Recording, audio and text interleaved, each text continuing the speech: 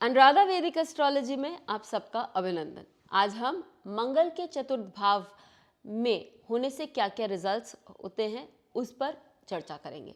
लेकिन उससे पहले आप सबका धन्यवाद कि आपने हमारे YouTube और Spotify चैनल्स को लाइक शेयर सब्सक्राइब किया और वहाँ अपने सुझाव अपने ओपिनियंस लिखे।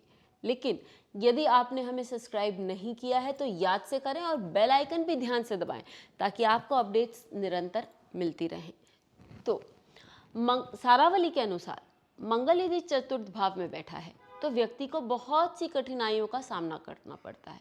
इनफैक्ट माना जाता है कि वो जीवन में केवल ट्रैवल करता है, उसको कोई सुख सुविधाएं नहीं मिलती हैं और वो व्यक्ति जो है वो अपने पत्नी, अपने बच्चों आदि से भी दूर रहता है या उनसे उसकी नहीं बनती या वो किसी कारणवश उनके साथ नहीं रह पाता।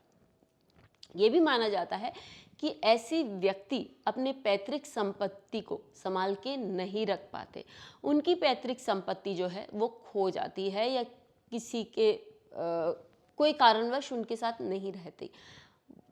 ये लोग अपना पैसा भी गंवाते हैं और इन लोगों का स्वास्थ्य जो है वो बहुत ठीक नहीं रहता। बच्चों का स्वास्थ्य, पत्नी का स्वास्थ्य आदि ठीक नहीं रहता। ये भी बोला गया है कि इनके एक्स्ट्रा मैरिटल अफेयर्स भी हो सकते हैं और ये झगड़े फसाद में हमेशा आगे रहते हैं। क्या इन बातों में सारी जो बातें हैं वो सारी हम एक तरह से सच मान लें? नहीं, लेकिन बहुत सारी बातें आप देखेंगे जो एग्जाम्पल्स हम लेंगे उसमें लगेंगी भी। इनफैक्ट मोस्ट बातें लगेंगी, लेकिन इसको हमको किस तरह से पढ़ना है चार्ट, ये भी हम एक तरह से देखेंगे। उससे पहले ये भी बात बता दूं कि इतनी सारी बुराइयां तो हमने कर दी, तो इसमें क्या कोई अच्छा नहीं है? हाँ, एक चीज़ बहुत स्ट्रांग है। चतुर्थ भाव का जो मंगल है वो हर स्थिति में व्यक्ति को लैंडेड प्रॉपर्टी देता ही है। और यदि आपको इसका पुष्टिकरण करना हो तो आप D4 का चार्ट भी लगाइए। वो व्यक्ति चाहे डिपेंडिंग अपना देश काल पात्र पे डिपेंड करेगा, उसके पास कुछ ना कुछ लैंडेड प्रॉपर्टी तो होगी ही।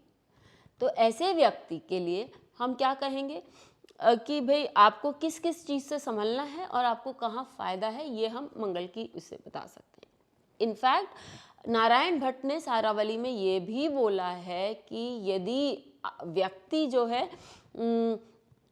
ये जो मंगल 4th हाउस का है ना, वो व्यक्ति के अच्छे योगों का भी भंग कर देता है और इस बात में कहीं ना कहीं सच्चाई है, वो हम उदाहरण में देखेंगे। साथ ही हमको ये भी देखना है कि क्या ये उच्च का मंगल है चतुर्थ भाव में बैठा हुआ है, क्या ये नीच का मंगल चतुर्थ भाव में बैठा हुआ है, स्वग्रही है, शत्रु के स्थान में बैठा हुआ है, मित्र के स्थान में बैठा हुआ है, कहाँ बैठा हुआ है, कौन से भावों का स्वामी है। जब हम इन सारी बातों को एक साथ देखेंगे तभी हम एक सही निष्कर्ष पर आ सकते हैं। लेकिन जो क्लासिक्स में बोला गया है उसको हमें बेस बनाकर चलना चाहिए, उसके प्रति हमें बहुत ज़्यादा कोई गलत धारणा या भाव नहीं रखना चाहिए, क्योंकि हम देखते हैं कि ये बातें किस तरह से सच निकलती हैं। तो सबसे पहले आप कमल हसन का चार्ट ले लीजिए। तो कमल हसन के चार्ट में हम देखते हैं कि उनके 3 ग्रह, सबसे पहले तो उनका जो लग्न है वो तुला लग्न है, उनके 3 ग्रह उच्च के हैं। शनि शशय योग बनाता है, मंगल मालव्य योग बनाता है और गुरु हमसा योग बनाता है।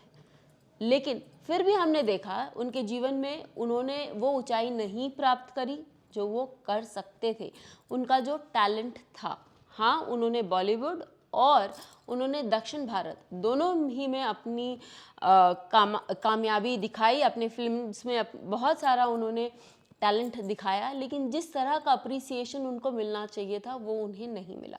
इसका कारण ससय योग भी है, जिस पर मैंने वीडियो भी बनाया है, वो देखें आप, क्योंकि वहाँ पर भी भंग होता है। लेकिन ये मंगल जो गुरु इतना उच्च का और इतना अच्छा प्लेसमेंट लेने के बाद भी प्रॉब्लम्स दिखाता है, वो मंगल को हम बोल सकते हैं कि मंगल की जो प्लेसमेंट है इसके कारण भी है।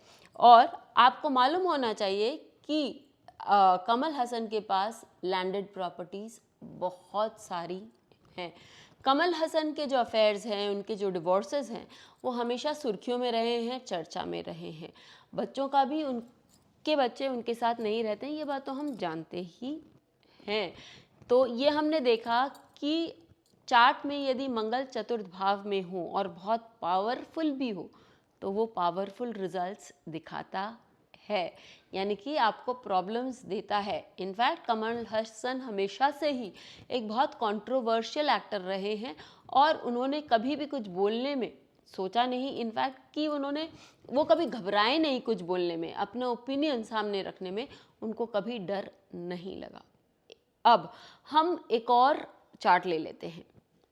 ये चार्ट जो है वो रविंद्रनाथ टैगोर का है। रविंद्रनाथ टैगोर के चार्ट में आप देखिए कि यहाँ 2 एग्जॉल्टेड प्लैनेट्स है। कौन से? लग्नेश उच्च का है, तो लग्नेश पंचम भाव में उच्च का है और दशमेश भी है, उनको बहुत अच्छा करियर देता है।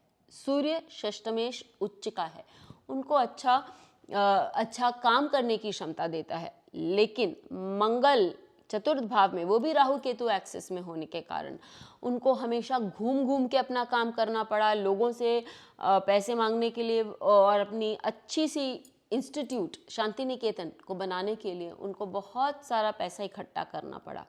इसी सिलसिले में उन्होंने अपनी पत्नी के गहने बेच दिए, अपनी पैतृक संपत्ति को भी दांव पे लगा दिया। तो ये सारी चीज़ें हमने देखी कि ऑलरेडी मेंशन्ड है, ये सारी चीज़ें जीवन में होती हैं। व्यक्ति अपने पैतृक संपत्ति को खो देता है, पैसे उसके नहीं रहते, पत्नी और बच्चों का भी बहुत सुख उनको नहीं मिलता। इनफैक्ट रविंद्रनाथ टैगोर की पत्नी का देहांत बहुत ही छोटी उम्र में हो गया था और बच्चे भी उनके बहुत ही छोटी उम्र में चल बसे थे।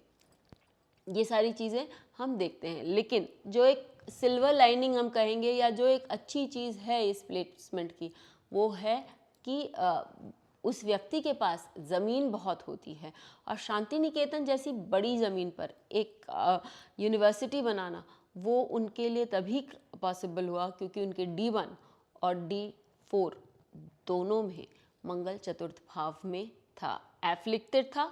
इसके लिए उनको बहुत मेहनत करनी पड़ी, लेकिन इस मंगल ने उनको बहुत कुछ दिया भी। यदि आपका मंगल भी चतुर्थ भाव में है तो आप भी लिखकर बताएं कि आप स्थान देश काल पात्र के अनुसार ऑब्वियसली किस तरह की प्रॉपर्टी पर आप रहते हैं और आपका मकान, आपका घर भी कैसा है और क्या ये मंगल आपको भी उसी प्रकार की असुविधाएं या प्रॉब्लम्स से सामना करवाता है। फिर मिलेंगे, तब तक बेल आइकन को दबाएं ताकि आपको वीडियोस की अपडेट मिलती रहे। हमारे वीडियोस को लाइक करें, शेयर करें, उन पर कमेंट करें और हमारे चैनल को सब्सक्राइब करना न भूलें।